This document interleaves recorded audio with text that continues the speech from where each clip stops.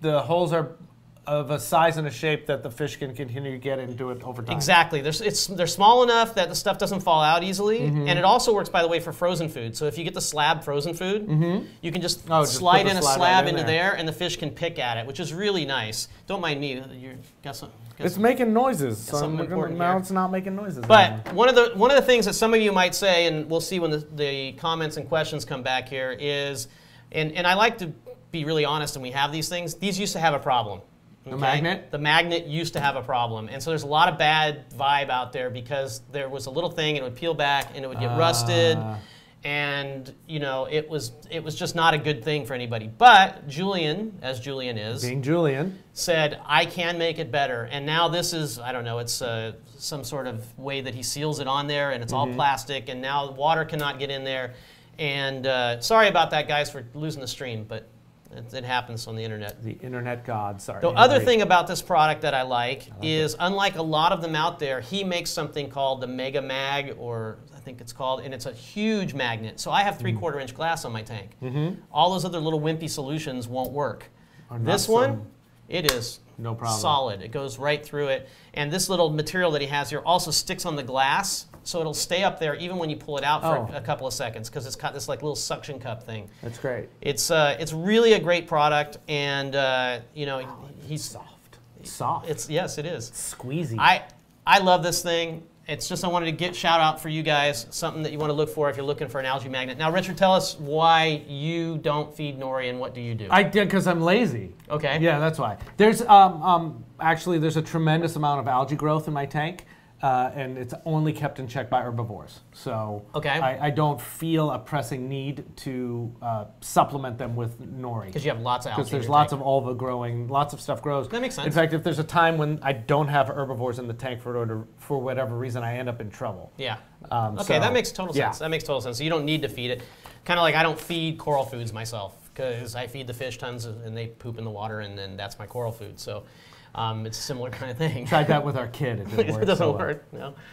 Okay. So one of the things I want to talk about next is making sense of data. And we're going to talk about some probes. I got a bunches of stuff out here, and we're going to kind of have a free-form talk here about this, Rich. So I like it. The first thing I'm going to throw up here is, let's see if I can get it up. Okay. Yeah, you guys are seeing it. So you have an Apex Fusion screen here of the ORP, right? So first thing to note is these graphs are awesome in Apex to look at, but a lot of times people don't know what they're looking at. Yeah, for sure. And a lot of times they are obsessing over things that aren't important. This is an example for me of something that may be important. It actually just happened last night, overnight. This is my ORP in my tank. It normally is running up here in the top, right? And you see that top level. And for some reason last night, it dropped over 100 points in my tank. That's something that your alarm goes off and you probably want to pay attention to, right? Yes. Something significant happened at whatever time that was. You can see it in the graph, so that is looking at. That is, the use of the data. Here's another graph. This is salinity. What happened to your ORP? Don't know yet. Just happened last night. That's the real problem with ORP as well. It is, and sometimes it's natural. And if it resolves relatively quickly, a lot of times it is natural. It could be a spawning in the tank. I've had cleaner shrimp spawn in the tank, and it just boom. Or especially snails. Snails will all congregate together, and then all the milky stuff comes out, and yeah. So it's interesting, as we're getting being able to trend and capture the data of ORP as we go on, we're starting to get a catalog, a very loose catalog of what actually impacts it. We all have ideas about what might impact it, but we don't really know. Yeah, it's true. So it'd be interesting. Do snails impact when they spawn? Do corals impact it when they spawn? Or do they not? So it will end up, we're in the baby stages of it becoming an actual useful tool based on all the input from people using it. And paying attention to the acute things. That's the thing. Because this is an example here of salinity. And so we have a lot of people who, when they're looking, it could be salinity or it could be ORP or whatever, and they look at, on a graph, what looks like, oh my gosh, it's going crazy, right? Look at that graph. I mean, it's going up and down and up and down. It's all over the place in my tank. But then you look at the scale and you're like, oh, it's like 35 to 35.75. Yeah.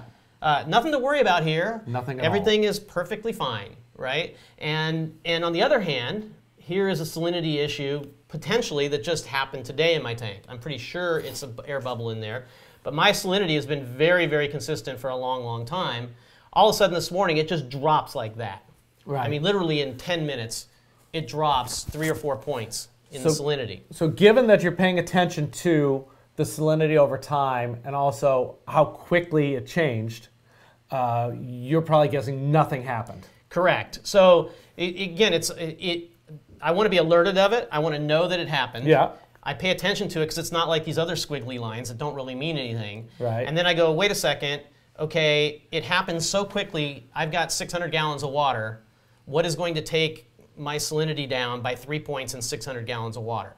In 10 minutes. In 10 minutes. And I go, probably not likely. Nothing. And then I go look at other data that's in my Apex and go, well, these other things would be going crazy too if that were happening. If I were to have, my fresh water. My fresh water is at room temperature. Now it's 60 degrees under my house, right? My temperature, my